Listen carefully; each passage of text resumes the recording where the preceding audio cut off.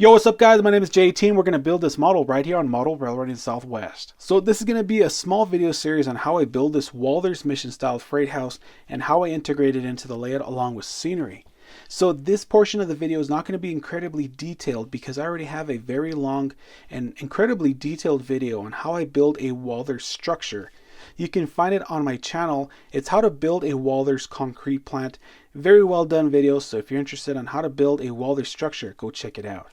So for this model, I'm going to show you guys the paint that I'm going to use. So first off, all of these paints are Rust-Oleum. So this color is Fossil, this one's Coastal Sage, and this one's Warm Caramel. So the Fossil is for the walls, this Coastal Sage is for the doors and the windows, and this Warm Caramel is for the platform to represent the brick. The next thing I want to show you is how I'm going to cut the pieces from the sprues is a hobby knife, some nippers, and also I'm going to use these tweezers and stuff to hold the pieces together. I'm going to use this file to remove the extra plastic from the sprues, and also I'm going to use this Plystruck plastic weld to glue everything together. And if I decide to use the decals in the set, I'm going to use Micro Set and Micro Sol for the decals. So let's go ahead and open this up and check it out. So I want to show you guys that there is a time and a place for both the X-Acto blade and the nippers. So for smaller pieces, you really want to be careful when you're cutting them, because there is a big possibility that you can completely ruin the piece if you use the nippers. So if you're going to use if you're going to cut a small piece like this, you really want to be careful and just use the X-Acto knife to remove these pieces, just like that. And you just want to be very gentle as to not to ruin the piece. So you can just remove them like that with that X-Acto knife. But if you have larger pieces like this, like the door here, you could just use the nipper and make sure you have the flat part of the blade against the actual piece that you're going to apply to the model, and you could just remove it and cut it like that. So once you remove the pieces from the sprue, you want to go ahead and sand them down, and I'll show you guys how to do that.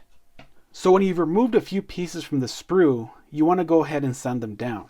One thing I will say, do not remove every piece from the sprue and decide that you think you know where everything's going to go, because there's a big possibility that you're going to forget what pieces went where, and then you're going to get confused, and then you're going to become discouraged. So be careful, just remove what you're working on and then sand them down. So what you want to use is this small file. You can find these at Walmart. This one's used pretty well. And you can use a regular piece of sanding paper and just put it flat on your workspace and just rub it against it just like that. But I like to use a small nail file to remove the small burrs on the plastic. And this may seem a little tedious, but it really does make a difference when you are working on your model, and when you see the finished product, you don't want to see all of this stuff protruding out from the pieces, because it's just not going to look good. So once you've removed all the burrs, it's going to look like a nice piece of plastic, and it's not going to have stuff sticking out of it. The same thing with these small pieces. You can see there's a small piece of a small burr there from the sprue. You really want to remove that. Now you just use your file. You could use the more rough texture to remove the majority of it, and then you can fine tune it with the finer part of the file, just like that. Now it needs a little bit more fine tuning, but one thing I wanted to mention: be careful. Not every piece needs to be removed. So as you can see, there's some small pieces that are there to align this detail to the model. You don't want to remove that, or else you're going to have a hard time trying to put this on your model. So let's go ahead and get on to the next part. Alright guys, so what I'm using here is just a small plastic container full of water and a very small amount of dish soap. And over here is just plain water to rinse them in. So what you're going to do is you're just going to pick up the piece of plastic, whatever you're going to wash, you're going to put it in there, get a little brush and just, wash it down. Make sure you get all the dirt, fingerprints, and all the extra plastic off. And then when you're done, you just go ahead and rinse it in there. And one thing I didn't take into consideration is trying to rinse a long piece like that. So once you're done rinsing it, you were to put it on the drying towel. We'll just use a small one to show first. So just go ahead and wash it down some, and then you dip it in the plain water and put it down there, and then so you just let it dry there, and then we'll go ahead and paint it up. So here we are. I'm going to go ahead and start by painting the walls to the structure. Try to paint your structures outside on a very nice day. It's not so nice right now. I mean, I like the weather, but it's fixing to snow right now. It's kind of nice and gloomy out, and it's kind of getting cold. It's about 42 degrees. So try to do it in a nice weather. So let's go ahead and start by painting them. You really want to get coverage everywhere. So when you spray it, just spray it like this. And then you want to get the sides. Make sure you get the sides of the walls. Try not to spray it on too heavy, or else you're going to get some runs and stuff. Just like that. So here we're going to paint the windows and the doors. I'm going to use the coastal sage like I said I was going to use earlier, so let's give it a shot. If you're not getting too good of coverage at first, don't lay on a heavy layer. Just, do 1 or 2 layers if you're not getting a good coverage, because you're going to end up getting runs and it's not going to look good. So give it 1 coat and then go ahead, wait some, and then give it another one. So I've decided to paint the roof. I was going to do something a little bit different. I still might do that, but I'm going to go ahead and paint it anyway. I did not show the color of paint earlier, so this is it. It is a Rust-Oleum chalked paint, and the color is charcoal. As you can see, that is the paint there. So let's go ahead and paint this up.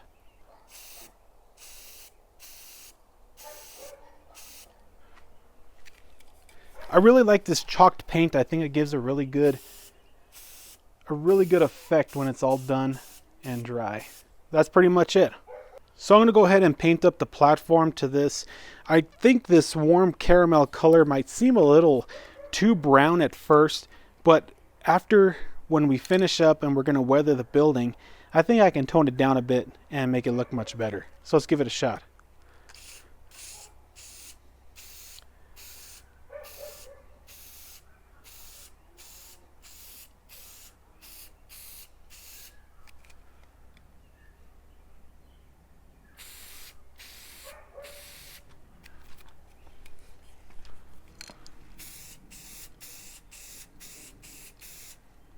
So that's pretty much it. I'm going to finish it up a little bit. We're going to go back inside and put this together.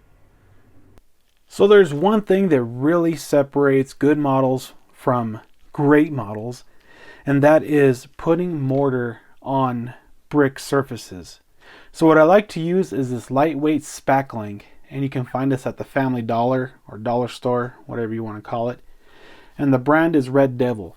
I really like the way this stuff works. It's very easy to use, and it dries extremely quickly. So the way I do it is I open up the package and I get just a very tiny amount on my finger, and then you rub it into the brick detail. I know at first you're thinking, man, you're really messing up that model there. Well, it does look like that, but when this is all done, it's going to look really, really good. So I'm going to go ahead and do the rest of this, and then I'll show you guys what it looks like.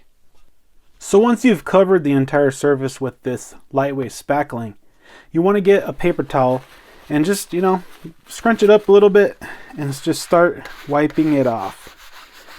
And by wiping it off, you're further pushing it into that detail. And once you're done, it'll look pretty good. So just keep wiping it off. And that's pretty much it, and we'll come back and look at this. I know it looks plenty ugly now, but once we start putting the structure together and covering up all that ugliness right there, this is going to look really good. So let's go ahead and start assembling the windows and put all the doors on the walls. So with the windows, you can remove them from the sprue by just scoring the windows with an X-Acto knife, just like so. Score it a few times, and there it is. It comes right off. Now you might have a little bit of a burr on the end.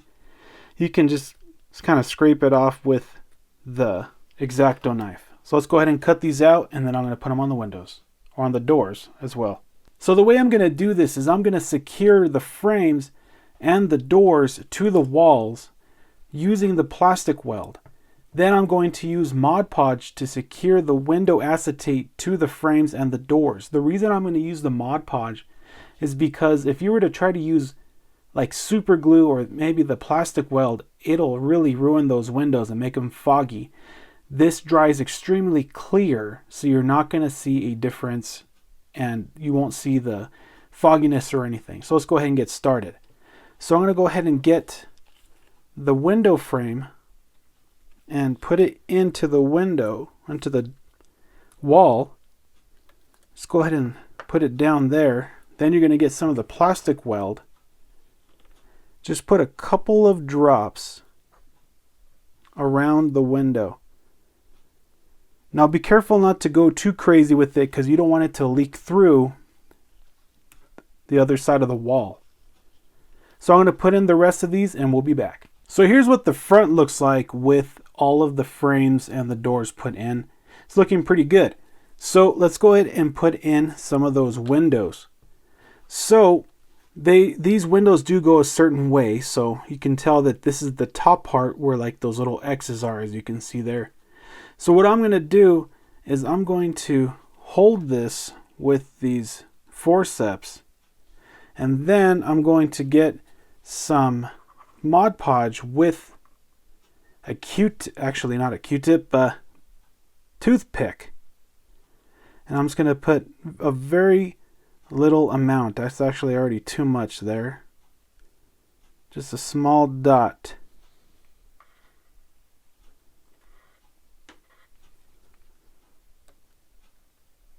Even though it dries clear, you don't want this to kind of leak out on the other side of the door frame or the window frame. Then you're going to gently drop this over the frame. And there you go. Easy as that. Alright, so I'm going to go ahead and do the rest of these, and then we're going to start putting this model all the way together. Okay guys, so we're in the home stretch. We're almost done. So all we got to do is put the walls together and then put the roof on. What's really nice about this model in particular is that there's these tabs here. A lot of the Walthers models have that. But what's nice is that there's a small area that's notched out so that you can put this wall there and you know that it's going to be in the right area. There's some models that don't have that and you're kind of like fiddling with it to make sure you have it right. So now that we have it there, what we're going to do is we're going to put some of this plastic weld up against the wall. So I'm going to go ahead and lift that up one more time. Put it right there next to the tabs and make sure it's in the notches are correct. Then what you're going to do is run a bead of the plastic weld along the inside of the wall.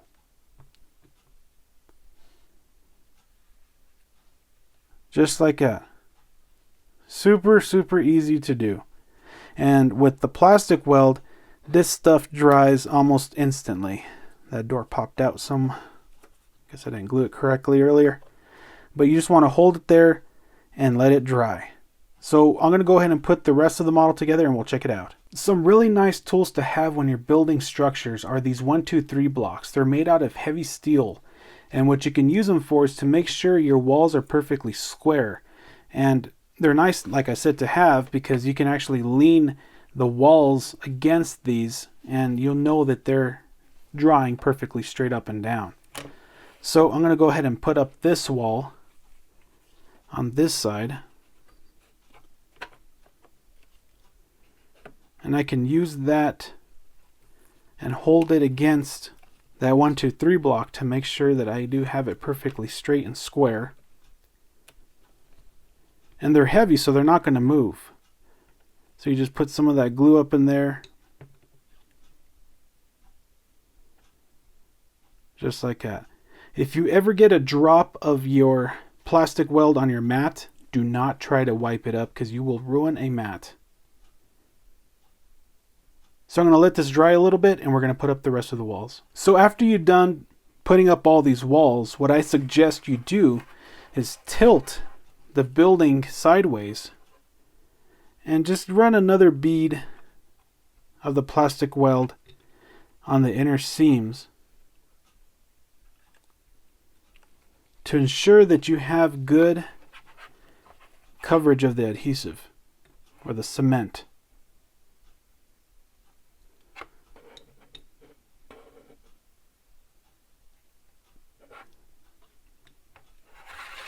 And there we have it. We have all the walls put up.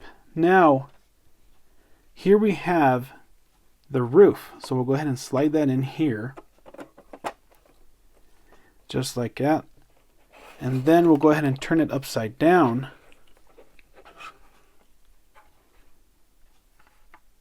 And we'll run a bead of the plastic weld all along the bottom there. And turn it over and just hold it down for a few minutes or a couple minutes, and then you can turn it back over and put a few more beads of that plastic weld cement. And that's pretty much it. We just have to put on a couple of details and then we're going to go ahead and weather it. To secure the last two pieces of the detail, which are the rain gutters, I suggest using Gorilla Glue. This is the super glue gel. Very nice stuff because it just doesn't run everywhere. And just put a couple of dabs on the back of the detail, right at those little notches or little tabs that go into the notches, and then just turn the building on its side and carefully drop them in to their areas, just like that. We'll go ahead and do the other one. What I like about the gel Gorilla Glue is that it holds its form, and also it doesn't run down, like I said, and also it kind of keeps details in place while you're having them dry. So you don't want to put too much, just a couple of dabs there. A little goes a long way when it comes to this super glue.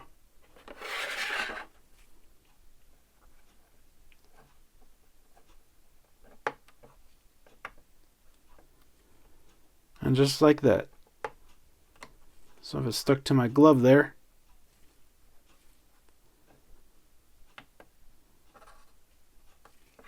and it's all done. The building is all finished. So I'm going to go ahead and get some stuff out to weather it, and we're going to do that real quick. Here's what I'm going to use to weather the model. So I'm using Monroe weathering powders. I'm using grimy black, medium gray, chalky white. And I'm using 3 different brushes. You can use more. I might use more. I got these at Walmart. Pretty cool little set. You can find it in the makeup section. It was like about 25 bucks or so. So let's get started. So I want to start off by trying to dumb down the brickwork. I really don't care for the color too much. It's what I had on hand, and I figured it would look okay, but after it drying up, it just kind of looks a little too brown.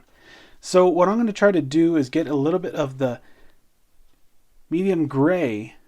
You don't need too much, just tap off some of the excess there, as you can see.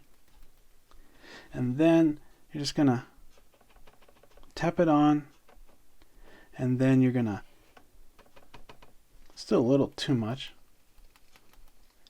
and then you're just going to rub it in to the model. Very easy, as you can see, not too bad. So just very gently dip it into the powder and then just put it down on the model. We could put a little extra near the end of the platform right here, just because that's where the tracks are, and there's like all the brake dust and all of the dirt that you'd find would be near there. It's already starting to look pretty good. I like the way it's coming out, as you can see there. So one thing that I kind of want to do is I really want to make these look like these doors are used often. And the way I'm going to do that is I'm going to get a little bit of the medium gray, and I'm going to put it on a little bit heavier in these areas to show that there's foot traffic, a ton of foot traffic over here as well. And the way you want to do it is you want to start it real thick near the door and then kind of come out from it as if people are walking in and out of these areas. And the reason I really want to make it kind of extra dirty is because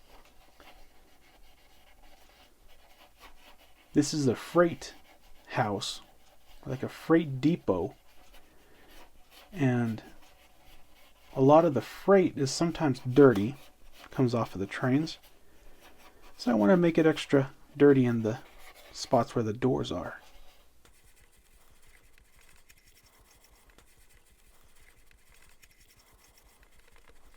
Okay, I'm going to adjust the lights just a little bit. I think it's a little too bright in here, so hold on. Okay, so I've adjusted the lights a little bit. I think it was a little too bright.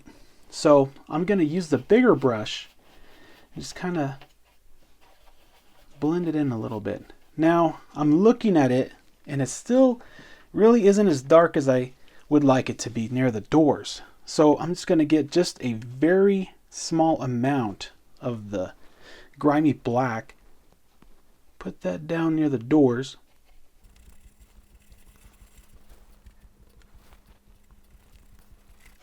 It looks a little dramatic right now, but we're going to blend it. And I'll show you how to do that. So what you want to do is you want to get the bigger brush. There we go. It's all blended in. So one thing I want to do as well is sometimes when people walk into doors, you can see that there's scuff marks all down here. Or, you know, they're taking the hand truck in there and you'll end up scratching up the door. So I'm going to simulate that by just adding a little bit of the grimy black down at the bottom.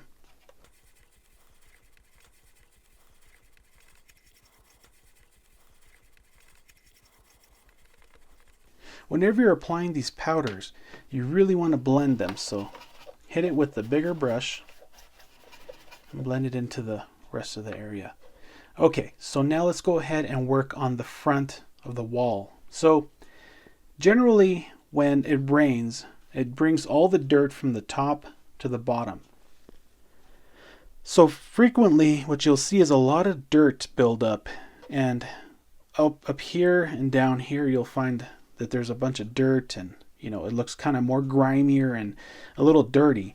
So that's what we're going to simulate. So I'm going to add just a little bit of the grimy black, and we're going to hit it just ever so slightly.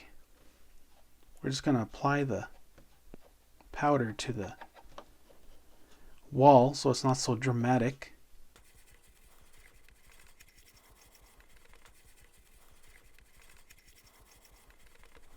So it's starting to look pretty good. I'm going to hit it with the bigger brush so we can blend it all in. As you can see there's a lot of grime there. I'm going to do the same thing to the trim near the top of the building. So I'm just going to tap it to get the material on there.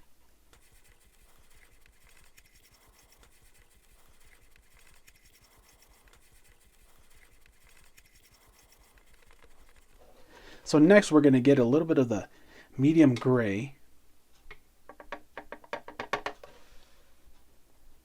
We're just going to hit that area.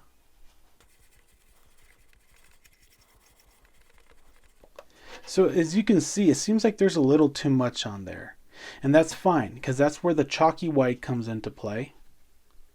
Get a little bit of the chalky white and just hit that area.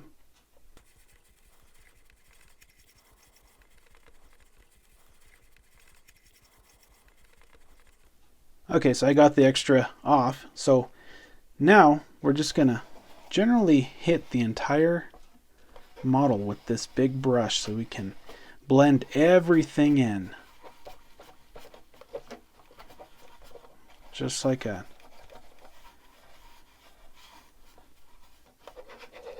There we go. It's actually looking pretty good. It seems like there's still a little too much of that grimy black right there. It's really not as noticeable in person as it is on the camera, but I'm going to try to fix that just a little bit by hitting it with a little bit more of the chalky white, just to tone it down a little bit, because it seems like it was a little too dramatic. There we go. Much, much better. Now we're going to blend it a little bit more. Now it's all looking pretty good. It's nice and grimy at the bottom there. The doors are nice and grimy.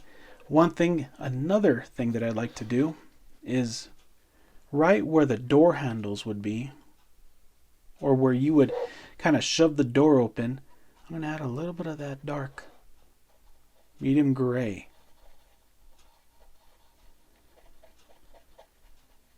Just to get it dirty, to show that people are going in there with their dirty hands and slamming those doors open during a heavy work day. So there's a little bit of a sharp line there, so I'm going to go with a little bit more of a plush brush. And there we go. That way it's not so dramatic.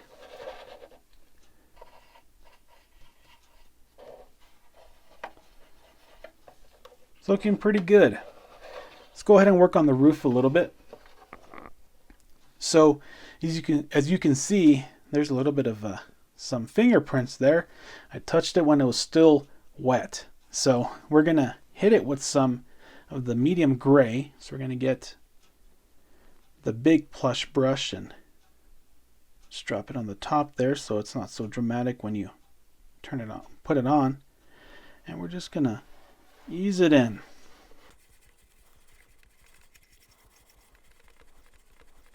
So when I think there's a little too much of the weathering powder, I just like to blow it off. You could use a can of air spray, so that's what I usually do. So 1 second. Now I'm going to hit it with just a very light application of the grimy black.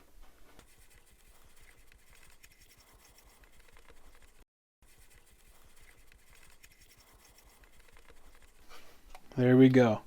That roof looks pretty good. So does the brick and the walls. This thing is looking pretty good. So I'm going to work on the rest of the model and then I'll show you guys the finished product. So here's the final product, and I think this thing came out really good. I'm very happy with the outcome. So I want to point out a small mistake that I made early on. So during the injection molding process, you can see that there's some pockets that were formed inside the inner wall there. Well, I was going to get some plastic putty. I was going to fill those in and then sand them down, and you would have never have seen them. Totally forgot to do that, put it all together and realized my mistake. I might fix it at a later time. I don't know. It's really not bothering me all too much, but I don't know. Maybe I might change my mind. If you buy this model, add some plastic putty, sand it down, you won't see those. So I think the weathering came out great on the model. I'm very happy with it. It looks a little dirtier on camera, but in person it looks really good. I love it. I love how dirty and grimy it looks. I love how the brick platform came out. It looks really dusty and dirty. It just kind of reminds me of the steam era when everything was just full of soot and dirt and whatnot.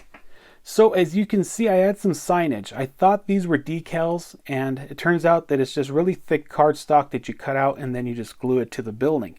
So I added a couple of receiving dock signage, and then I added some non-smoking signage, and then I also added that Santa Fe sign at the peak of the building, or the peak of the wall, right over the gutter there. So let's take a look at the side here. So if you move it along this way, you can see that the side wall here has an office sign. I added that there. I think it looks pretty cool. So one thing that kind of bothered me about this kit is right below that door, there's a crack. And I tried fiddling with it, couldn't get it to fit properly. I mean, everything else fits perfectly. Every corners perfectly at a 90. It's just that you can see that crack. So at a later time, I'll add a little bit of styrene there, and you won't see that later on when I'm done with that. Looking at the back of the model, you can see that I added another Santa Fe sign at the peak of the wall and also another non-smoking sign. And the weathering looks pretty good on the back as well. There's a couple things that I wanted to point out that I might have to fix at a later time. So behind the gutter where I applied the Gorilla Glue, it kind of didn't take the weathering. So I think I'm going to have to add a little bit of paint to that area. Typically what I'll do is I'll add the detail and then I'll put the glue on through the back. I didn't do that this time. I kind of just did it. I think because I was doing this on camera and I totally forgot. So there's those small spots and it's kind of bothering me a little bit, but I can always fix it with some paint later. But overall, it looks good. So if we move it along this wall, I added another sign there. It says ship and travel by train. I thought it was a cool sign that was added in this kit. You know, I really like the way it looks. I almost took it off, but you know, I like the way it looks.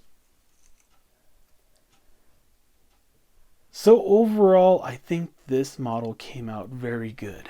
And if you guys are wanting to build this model, I say get it and build it. This is one of the most easiest Walthers models I've ever built. I built it in probably in a cumulative of 4 hours. Really, I just waited for the paint to dry, cut the pieces off the sprues, sanded it, put it all together. It was done. 4 hours. Not too long at all. And really, probably the 4 hours I was just messing around with the camera and trying to get everything at a perfect angle and making it look good. So that's pretty much it for the video, guys. In the next installment, we're going to try to install this into the layout and integrate it next to the track.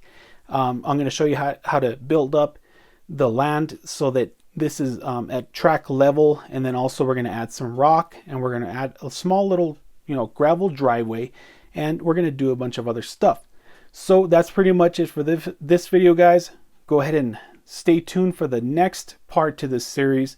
So like I said, that's pretty much it. Talk later, take care, and keep it tuned the rails.